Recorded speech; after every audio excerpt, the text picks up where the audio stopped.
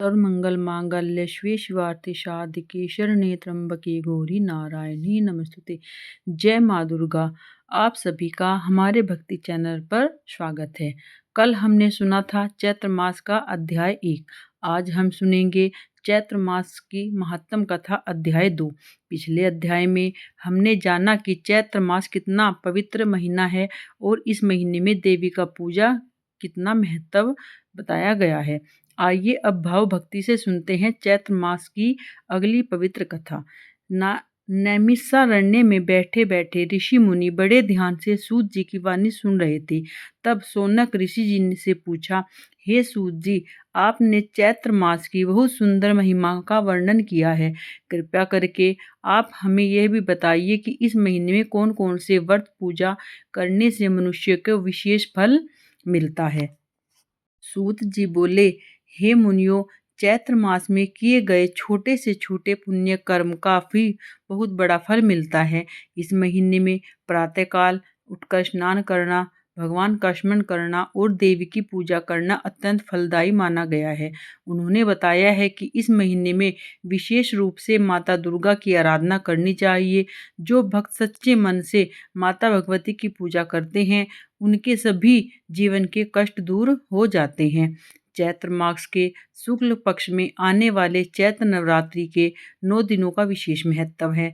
इन दिनों में माता भगवती के 9 रूपों की पूजा की जाती है। जो भक्त इन दिनों में व्रत रखता है, माता का नाम जपता है और देवी कथा सुनता है, उनके घर में सुख समृद्धि आती है। सूत जी ने एक महत्वपूर्ण बात बताई।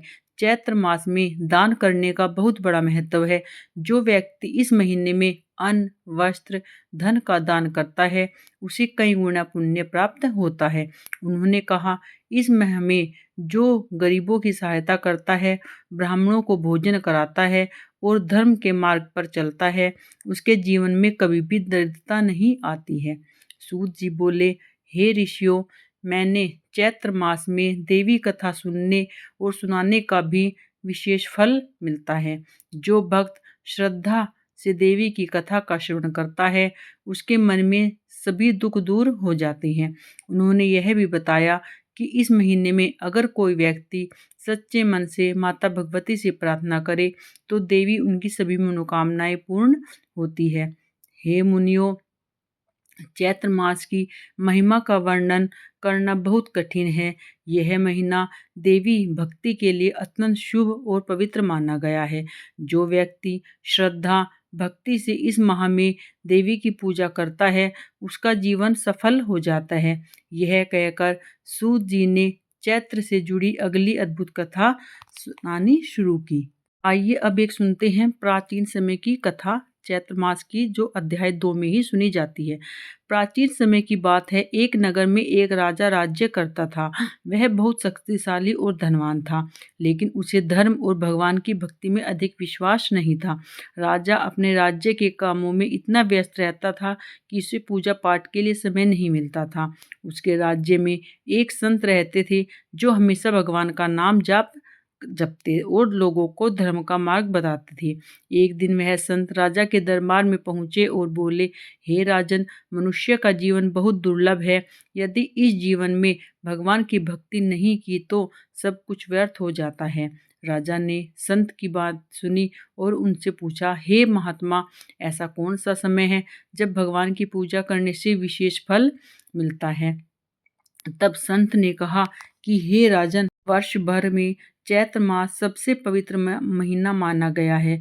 इस महीने में स्नान, दान, व्रत और भगवान की भक्ति करने से मनुष्य के सभी पाप नष्ट हो जाते हैं और उसे सुख समृद्धि प्राप्त होती है। संत ने राजा को बताया, इस मास में माता दुर्गा की पूजा करने से और भगवान विष्णु का नाम जपने से मनुष्य को विशेष पुण्य प्राप्त होता है। संत की बात सुनकर राजा के मन में भक्ति की भावना जाग उठी। उसने निश्चय किया कि वह चैत्र मास में पूरे विधि विधान से पूजा करेगा और दान भक्ति कार्य करेगा। जब चैत्र मास आया तो राजा ने प्रतिदिन प्रातःकाल पवित्र नदी में स्नान किया और मंदिर जाकर भगवान की पूजा की और गरीबों को अन्न वस्त्र दान किए। धीरे धीरे राजा के जीवन में अद्भुत परिवर्तन होने लगा। उसके राज्य में सुख शांति बढ़ने लगी और प्रजा भी बहुत प्रसन्न रहने लगी। तब राजा को समझ आया कि भगवान की भक्ति और चैत्र मास का व्रत मनुष्य के जीवन को पवित्र और सफल बना देता है। इसलिए शास्त्रों में कहा गया है कि जो भी व्यक्ति चैत्र मास में सच्चे मन से पूजा व्रत दान करता है उसकी भगवान सभी मनोकामनाएं पूर्ण करते हैं और माता भगवती की कृपा से उसके जीवन में सभी कष्ट दूर हो जाते हैं। तो यह थी चैत्र मास का अध्याय 2 की पवित्र कथा और उसकी महत्व। अगर आपको यह कथा अच्छी लगी है तो वीडियो को लाइक करें, शेयर करें और चैनल को सब्सक्राइब करें ताकि आपको ऐसी भक्ति कथाएं रोज सुनने को मिलती रहे। जय माता दी। राधे राधे।